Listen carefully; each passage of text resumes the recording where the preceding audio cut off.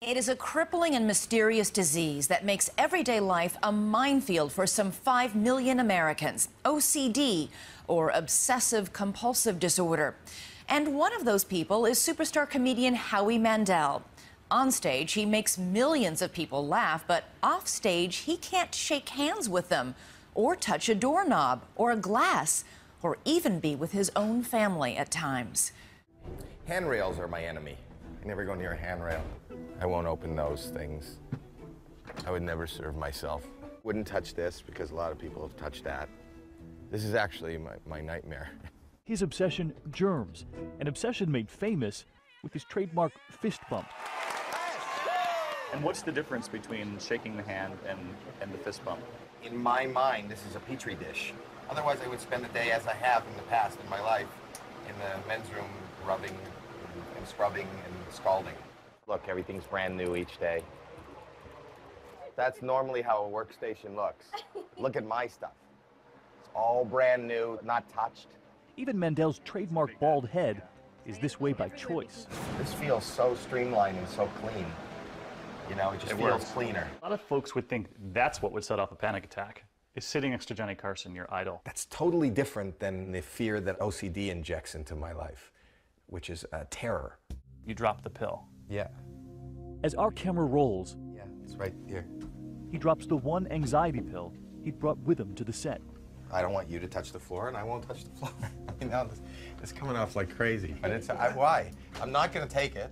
To this day, Mendel is in therapy and on medication for the anxiety that comes with his OCD. He won't say which kind because he knows the millions of adults suffering from OCD are also looking for a cure-all. Mendel's began when he was just a child. He remembers as far back as 6 years old.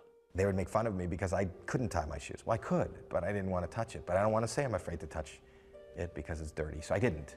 The battle in his mind was constant. I had like a fight going on inside. Like I got to wash my hands, or I feel filthy, or I haven't spent enough time in the shower, or there's something still crawling on me. There wasn't really a point in living anymore.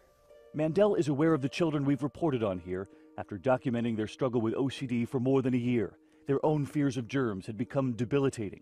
Like Bridget, afraid of germs from her own family, unable to sit on the same couch as her mother.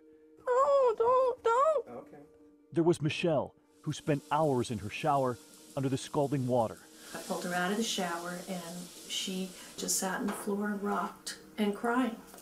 And there was Rocco, who begs his mother to reassure him every day that he won't get sick at school. Mom, you're not. Honey, I don't know what you're saying. I don't remember what I said about the day. You'll have a great day. Why do you do this? I said a couple things. Mendel sees himself in those children. He said he was an outcast in school, his humor out of bounds. Expelled from high school, he never finished. How did you raise 3 children? That was tough. That was tough. The kids, when they were crawling on the floor, everything, it was so hard for him. And there was this, a second house built in the backyard for Mendel to escape the germs of his own family. A solitary place where only Howie Mendel would go. I mean, if somebody's sick, I'll leave the room. Even the kids, if the kids are sick. Yeah, well, if the kids are sick, I'll put on a mask. If my wife's sick, I won't sleep in the same room, and I don't eat in the same room. I care for them, and I'll be there, but it's You'll hard. be there down the hall. Down the hall.